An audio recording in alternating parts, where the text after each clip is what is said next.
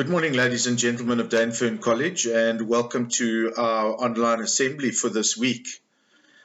I want to use this time just to reflect on the events of last week leading up to the Matric dance this past Saturday night. And really, I think there's a lesson in that for all of us. There was a time when we thought, as a result of COVID, that we would be unable to do anything for the Matrics and the challenges and the difficulties that they have faced this year. And we have been absolutely thrilled and delighted with the incredible valediction service that took place on Friday. And then if we add to that the incredible Matric dance that we were able to share with them as they finish up their schooling career and go into their finals. And I suppose the lesson for all of us is that very often we paint a worst case scenario as a result of work circumstances and sometimes home circumstances, and it's very, very rarely that worst case situation works out. And we were just so grateful to be able to pay tribute to the Matrics in the way that we did. But the lesson is that in our own lives and in all of the challenges that we face, very rarely does the worst case situation arise. And so sometimes we need to be perhaps a little more realistic in terms of outcomes and in terms of expectations, because generally things do work out for the best for those of us that try our best in everything that we do. So a short, sharp message for you this morning, based on the incredible experience that the Matrics have had over the last weekend, and really just to wish you well as you move into your final preparations for your forthcoming exams. And please, if you're uncertain of anything, do not hesitate to ask your teachers for assistance. Have a good week, Dainfern College. Today's devotion comes from Matthew 19 to 26. But Jesus looked at them and said, "With man this is impossible, but with God all things are possible." Please bow your heads. God, I come before you with all my struggles and my hardships. I believe that nothing is impossible for you, and I pray that you will make all things possible for me. Thank you for making the impossible possible through your love, compassion, and strength. In your most powerful name I pray. Amen.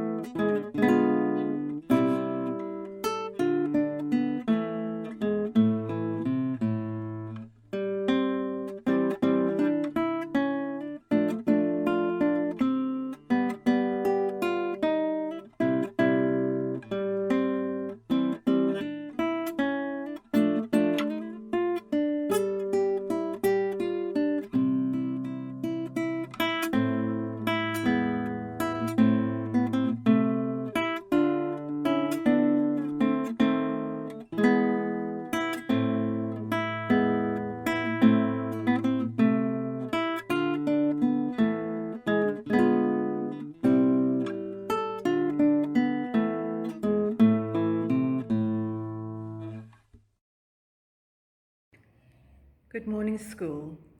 This morning I would like to present to you the speeches of Jeff DeToy and Erin Ryan, who recently participated in the national round of the South African Literacy Association public speaking competition. Both these fine young speakers excelled and certainly held the name of Dainfern College high, and we congratulate them. They were willing to participate online in a rather tedious, lengthy process, but they always did so positively. And so now, relax, sit back, and enjoy these speeches. My name is Erin Ryan. I'm in grade 9. I go to Dainfern College and English is my home language. What if we all lived in a utopian world? a world where everyone was content and nothing was ever wrong. I'm sure that the idea of a utopian society would sound enticing to most people. However, this prospect doesn't sound very enticing to me. The first problem with a utopian society is that fundamental parts of it, such as the people who belong in that society, exist as imperfect to begin with. How can a perfect world be created if the subjects living within it are imperfect? Richard Yu debates that regulations on human behavior are the key ingredients that a utopia needs to exist. These regulations include divine power, human intervention, or even utilitarianism. He also states that such unnatural corrections to human imperfections often lead to unnatural sacrifices. Allow me to refer to the book The Giver, where the author, Louis Lowry, explores the sacrifices that would need to be made in order to create the so-called perfect world. At the beginning, she introduces us to this world that suffers no discrimination, no wars, no conflict, no crime, no pollution, and no pain. Nothing overly negative in general. However, the sacrifices made to live in such a world seem unrealistically high. In order to ensure that there is no crime or conflict, the society is highly controlled. They are constantly watched and are punished for minor offenses, such as taking food home with them. Differences between people were discouraged, as difference often leads to conflict. Citizens were required to wear the same clothes, eat the same foods, have the same hairstyles, and act the same. A world once filled with unique individuals was turned into a close-knit society that thinks as one. To prevent all negative emotions, individuals were deprived of positive ones too. They didn't get to experience color. There was no weather, not rain or snow or hail. There was no art or music. Individuals didn't have a proper family, merely people that were assigned to live with them. How can a world that doesn't get to experience the love of a family member call themselves a utopia? The definition of a utopia is an imagined place or state of things in which everything is perfect. The definition is not an emotionless place in which all citizens focus merely on surviving rather than living. Perfection is merely an illusion, but one thing that the current pandemic has highlighted to me is the fact that we should never take the simple things for granted, not color or the weather or the love of a family member. We should learn to view every day that we have been given to live on this earth as a day in a utopia. My name is Jeff DeToy. I'm from Dainfern College. I'm in grade 10. My home language is English, and my speech topic is, when life gives you lemons, look for the laughter. Charlie Chaplin, an iconic comedian in the 20th century, believed that laughter is the tonic, the relief, the surcease from pain. Steve Goodyear, an author of inspirational quotations, writes that a sense of humor can help us get through the dull times, cope with the difficult times, and manage the scary times. I believe that laughter can encourage optimism and a positive can-do attitude in the face of misfortune and challenges. So when life gives you lemons, look for the laughter. Now I know what you might be thinking.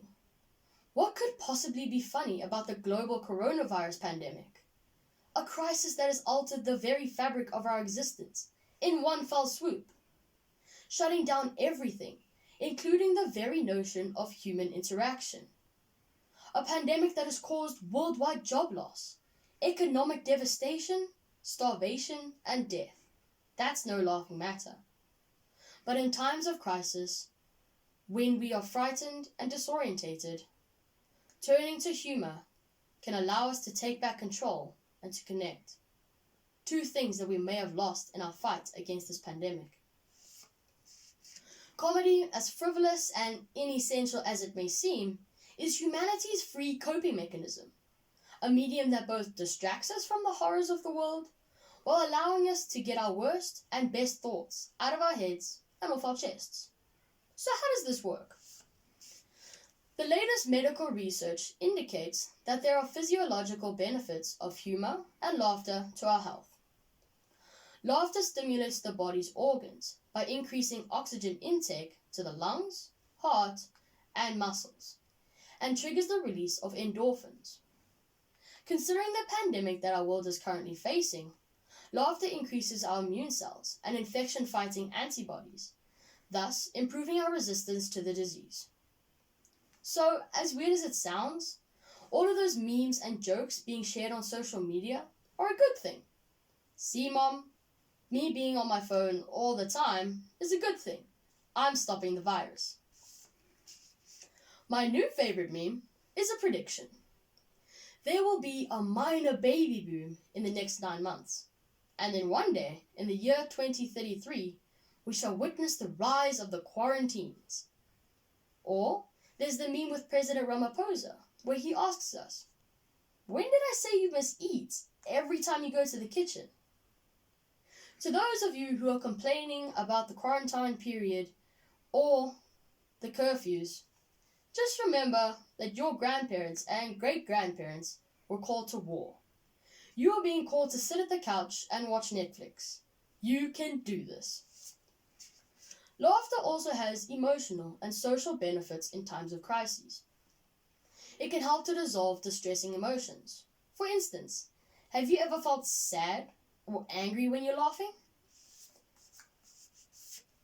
Perhaps this is also why, when we receive jokes from friends via social media, we instantly forward them to others. We are reaching out, establishing a shared experience. And when all jokes are about life in lockdown, we instinctively do so even more. Because we have been banned from congregating in person, we congregate online. We laugh together to show that our experiences are similar and that we're not alone. We laugh to take back control and to connect. In our current crisis, humor is everywhere because fear is too. Laughter binds us together against a common enemy. The jokes, videos, and memes being shared are mostly about the silliness of life locked away, the domestic farce, and the absurd concerns.